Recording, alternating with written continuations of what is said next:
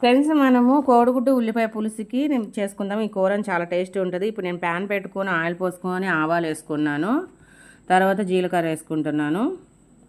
ఇది కొంచెం ఫ్రై అయిన తర్వాత ఆనియన్స్ వేసుకున్నాను. ఇప్పుడు ఈ ఆనియన్స్ కొంచెం ఫ్రై చేసిన తర్వాత ఇప్పుడు దీంట్లో నేను ఎందుకంటే పసుపు సాల్ట్ వేసుకుంటే మంచిగా ఆనియన్స్ అనేది ఫ్రై అవుతూ ఉంటుంది. పసుపు వేసుకున్నాను, సాల్ట్ వేసుకుంటున్నా. ఈ విషయం అందరికీ తెలిసిన విషయమే, కానీ ఏంటంటే తెలియని వాళ్ళ గురించి నేను చెప్తున్నా. సాల్ట్ వేసుకుంటే ఆనియన్స్లో మనకి తొందరగా ఫ్రై అవుతూ ఉంటుంది అన్నమాట. ఇప్పుడు మూత పెట్టుకుందాం కొంతసేపు, మళ్ళీ ఒక్కసారి కలుపుదాము. ఆనియన్స్ అలా వదిలేస్తే ఏంటంటే మాడిపోతాయి తొందరగా. చూస్తూ ఉండాలి, మధ్య మధ్యలో చూస్తూ ఉండాలి. మనకి ఇంకొంచెం ఫ్రై అవ్వాలన్నమాట ఆనియన్స్. ఇలాగ వేసేసుకుంటే ముక్కలు ముక్కలుగానే ఉన్నట్టు ఉంటుంది. మళ్ళీ ఒకసారి మూత పెడదాం, మళ్ళీ ఒక్కసారి కలుపుకొని ఎలా ఉందో చూద్దాము. ఫ్రెండ్స్, ఆనియన్స్ అనేది మనకి ఏగిపోయింది మంచిగా. ఇప్పుడు మనం అల్లం వెల్లిపాయ పేస్ట్ వేద్దాము. ఈ అల్లం వెల్లిపాయ పేస్ట్ పులుసులోకి వేస్తే చాలా బాగుంటుంది అన్నమాట. పచ్చివాసన పోయేంత వరకు మనం దీన్ని వేపుదాము. ఇది ఇలాగ వదిలేసి పక్కకి వెళ్ళొద్దు ఫ్రెండ్స్. పక్కకి వెళ్తే ఏంటంటే మాడిపోద్ది. మనం ఇలాగ దాన్ని కలుపుతూనే ఉంటేనే బాగుంటుంది. ఇప్పుడు ఒకసారి మూత పెడదాం. 1 మినిట్ తీసేసాను. ఇప్పుడు చింతపండు పులుసు పోసుకుందాము. ఈ చింతపండు పులుసు అనేది ఉల్లిపాయలకి తగ్గట్టు పోసుకోండి. ఎందుకంటే పులుసు అనేది కొంతమంది పులుపు ఎక్కువ తింటారు, కొంతమంది తక్కువ తింటారు. ఆనియన్స్ని బట్టి కూడా ఉంటుంది అనమాట. నేను తీసుకున్న క్వాలిటీ ఆనియన్స్కి ఇంత చింతపండు వేసుకున్నా. ఇప్పుడు కొంచెం నేను వాటర్ యాడ్ చేస్తాను, ఎందుకంటే కొంచెం చిక్కగానే చింతపండు తీసుకున్నాను కాబట్టి జ్యూస్ అనేది ఇప్పుడు వాటర్ యాడ్ చేసుకుంటున్నాను.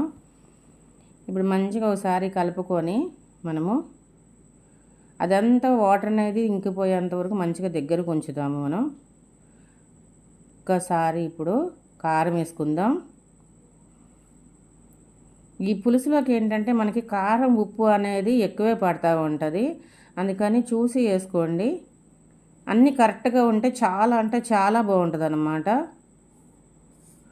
దాంట్లో ధనియాల పౌడరు, జీలకర్ర పౌడరు, కొంచెం మెంతి పౌడరు,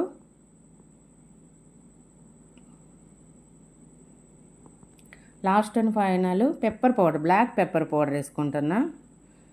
ఈ పొడులు అనేది వేసుకుంటే మనకి పులుసు అనేది చాలా మంచి స్మెల్ వస్తుంది అనమాట. చాలా బాగుంటుంది. మీరు కూడా ఈ కోడిగుడ్డు ఉల్లిపాయ పులుసుని కంపల్సరీ ట్రై చేయండి ఫ్రెండ్స్, చాలా బాగుంటుంది. దీంట్లో పచ్చిమిర్చి వేసుకుంటున్నా. పులుసులో పచ్చిమిర్చి ఇలాగా కొంచెం లాస్ట్లో వేసుకుంటేనే మనకి బాగుంటుంది. కరివేపాకు వేసుకుంటున్నా. ఇలా వేసుకుంటే పచ్చిమిర్చి కరివేపాకు వేసుకుంటే లాస్ట్లో ఏంటంటే పులుసుకి పట్టి మంచి స్మెల్ వస్తుంది. మనం ముందే ఆనియన్స్లో పచ్చిమిర్చి కనుక వేసుకున్నామంటే అదంతా కారం అంతా కర్రీస్ పట్టేస్తుంది. అలా కాకుండా ఇలా లాస్ట్లో పచ్చిమిర్చి వేసుకుంటే మనకి బాగుంటుంది, కారం అనేది పట్టుకోకుండా ఉంటుంది. ఇప్పుడు నేను ఎగ్స్ వేసుకుంటున్నా. ఈ ఎగ్స్ అనేది నేను ఈరోజు ఫ్రై చేసుకోలేదన్నమాట ఆయిల్లో, ఎందుకంటే ఘాట్లు పెట్టేసుకొని బాయిల్ చేసుకుని ఘాట్లు పెట్టుకొని ఇలాగ డైరెక్ట్ ఇలా వేసేసుకుంటున్నా. ఇలాగ కూడా చాలా బాగుంటుంది. లోపలికి అనేది పులుసు మంచిగా ఎగ్స్లోకి వెళ్ళిద్ది, చాలా టేస్ట్ ఉంటుంది.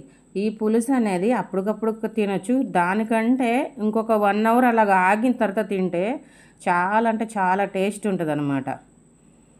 నేను తీసుకున్న క్వాలిటీ ఇలాగ ఉందన్నమాట. ఇంకా కొంచెం దగ్గరికి కావాలి అనుకుంటే దగ్గరికి అయ్యేంత వరకు ఉంచండి, లేదు అంటే ఇలాగే ఉంచండి. లాస్ట్ అండ్ ఫైనల్ నేను కొత్తిమీర వేసేసుకుంటున్నాను.